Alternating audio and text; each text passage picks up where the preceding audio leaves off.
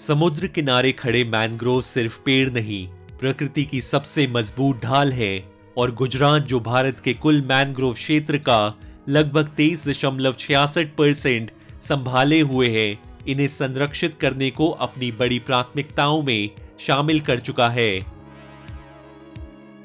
धोलेरा से लेकर कच्छ तक बड़े स्तर पर किए गए पुनर्वास प्रयासों ने सैकड़ों हेक्टेयर तटीय क्षेत्रों को फिर से जीवंत किया है। पिछले 2 दशकों में गुजरात ने 253.06 वर्ग किलोमीटर नए मैनग्रोव जोड़े और इसका असर साफ है। मजबूत तटरेखा, समृद्ध समुद्री जीवन और हर साल लौटते प्रवासी पक्षियों की नई रौनक। आज मैनग्रोव संरक्षण राज्य की पर्यावरण नीति का एक मुख्य आधार बन चुका है।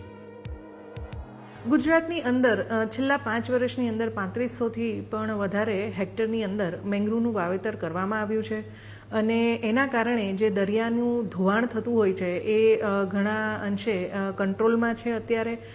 આ મેંગ્રુવના વાવેતરની સાથે સાથે જ્યારે મેંગ્રુવનું કવરેજ વધ્યું તો એની સાથે જે મરીન લાઈફ છે એનું પણ કવરેજ વધ્યું છે। કરચલા, માછલી વગેરેની સંખ્યામાં પણ વધારો થયો છે।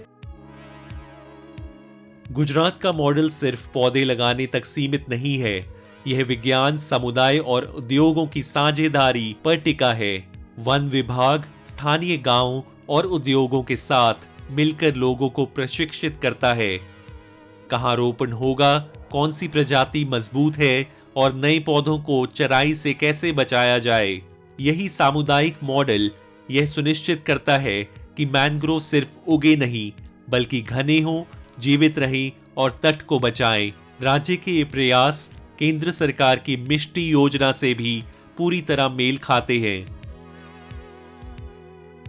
તમન્નું વર્ષોથી અમે અહીંયા કામ કરીએ છીએ જંગલ ખાતા દ્વારા। નવો બેટ પડે ત્યાં નવા સરથી બધા ઓટા કરીને રોપીએ છીએ। 1 મીટર લાંબો કરીએ છીએ, ફૂટ ઊંચો કરીએ છીએ અને એમાં 40-50 થી તમરાર નાખીને એના રોપા કરીએ છીએ। જંગલનો તમનનો વિકાસ તો બહુ સારો છે। અમુક જગ્યાએ તો બહુ મોટા મોટા તમર છે, ક્યાંય નીકળાતું પણ નથી। जो काम कभी संरक्षण का प्रयास था, आज गुजरात के तटीय जीवन की मजबूत ढाल बन चुका है। एक ऐसी हरी रेखा जो समुद्र की मार से बचाती है, मछुआरों के जीवन को सहारा देती है और प्राकृतिक संतुलन को मजबूत बनाती है।